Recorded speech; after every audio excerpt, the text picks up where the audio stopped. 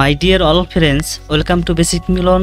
আসসালামু আলাইকুম dear friends, আজকে আমি আপনাদেরকে দেখাবো অব্র কিবোর্ড কিভাবে ডাউনলোড করবেন এবং ইনস্টল করবেন। আমরা যারা অব্র কিবোর্ড দিয়ে টাইপিং করতে পারছি না তাদের জন্য এই ভিডিওটি, আর যারা অব্র কিবোর্ড দিয়ে টাইপিং এবং ডাউনলোড ইনস্টল করতে পারেন তারা চাইলে ভিডিওটি স্কিপ করে এড়িয়ে যেতে পারেন। সর্বপ্রথমে আমাদেরকে অব্র কিবোর্ড ডাউনলোড করতে হবে। ডাউনলোড করার জন্য আমি গুগল ক্রোম এই ব্রাউজারটি বেছে নিব।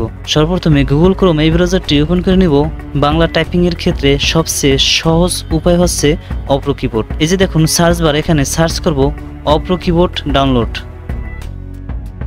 দেখুন এই নিচে শো করতেছে অব্র কিবোর্ড ডাউনলোড। এখানে এই ওয়েবসাইটে আমরা সার্চ করব। সর্বপ্রথমে যেই লিঙ্কটা আসবে সেখানে আপনারা ক্লিক করবেন। এই যে দেখুন আপনাদের সুবিধার্থে ডাউনলোড করার লিঙ্ক আমি ডিসক্রিপশনে দিয়ে দেবো, সেখান থেকে ডাউনলোড করে নিতে পারেন।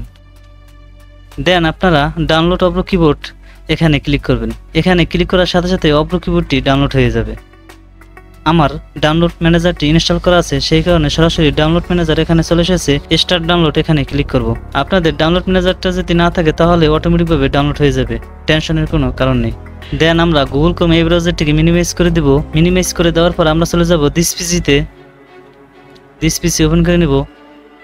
ওপেন করার পর আমরা চলে যাব ডাউনলোড ফাইলে।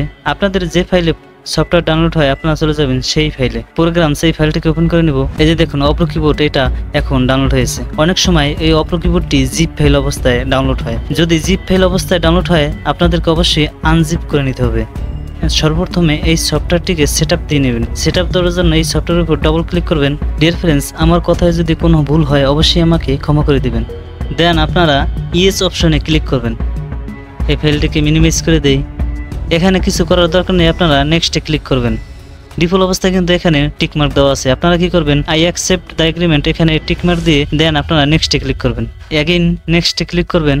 এখানে দেখুন সবকিছু ঠিক আছে, দেন আবার অ্যাগেইন নেক্সটে ক্লিক করবেন। ডিয়ার ফ্রেন্ডস, এবার দেখুন ইনস্টল এখানে ক্লিক করবেন। ডিয়ার ফ্রেন্ডস, আমরা হয়তো অনেকেই জানি কিভাবে অব্র কিবোর্ড ইনস্টল করতে হয়, কিন্তু বেসিক কিছু সেটিং জানি না। এই কারণে আমাদের অব্র কিবোর্ড দিয়ে টাইপিং করতে সমস্যা হয়। আজকে আমি আপনাদেরকে সম্পূর্ণ দেখিয়ে দেব যাতে আপনাদের টাইপিং করতে কোনো সমস্যা না হয়।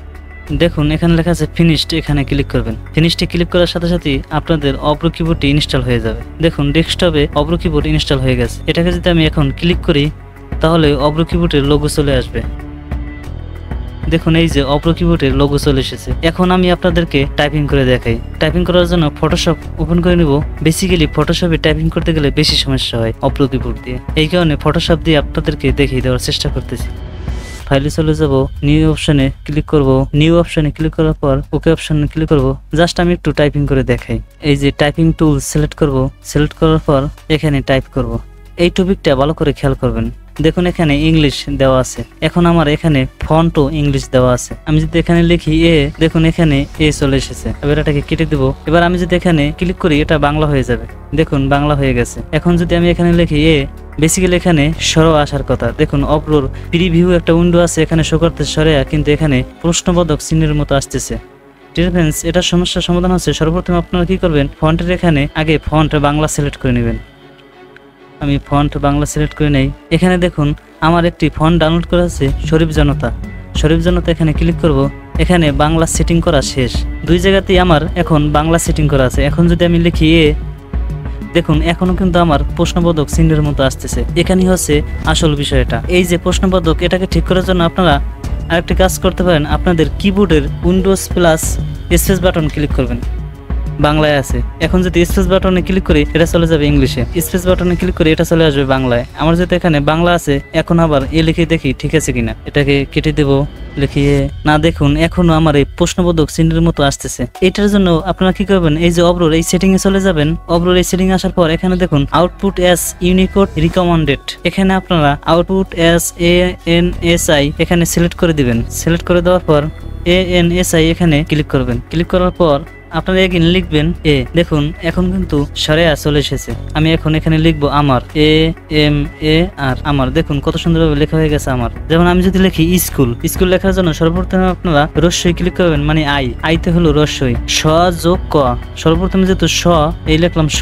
এবার যদি কে তে ক্লিক করি সর লাগে ক যোগ হয়ে যায়। এবার যদি ইউতে ক্লিক করি স যোগ ক রস্য হয়ে গেছে। এবার যদি এলে ক্লিক করি এই রস্যিটা যদি দরকার নেই এটা কেটে দিই। এইভাবে করে আপনারা যুক্তপূর্ণ লিখতে পারেন। এবার রেপ ফলা দেওয়ার জন্য আপনারা কি করবেন, সর্বপ্রথমে ডবল আর ক্লিক করবেন। ডবল আর যদি আমরা ম দেই, মর উপরে রেফ হয়ে যাবে, এটাকে কেটে দেই। এবার যদি আমরা টি দেই, তর উপরে রেফ হয়ে যাবে। ডিয়ার ফ্রেন্ডস, এটা হলো বেসিক আইডিয়া দিয়ে দিলাম আপনাদেরকে, যাতে করে আপনারা টাইপিং করতে পারেন। যদি আপনাদের একটু হলেও হেল্প হয়, বেসিক মিলন এই চ্যানেলটা সাবস্ক্রাইব করে দিয়ে সাথেই থাকুন। ভালো থাকবেন সবাই, আল্লাহ হাফেজ।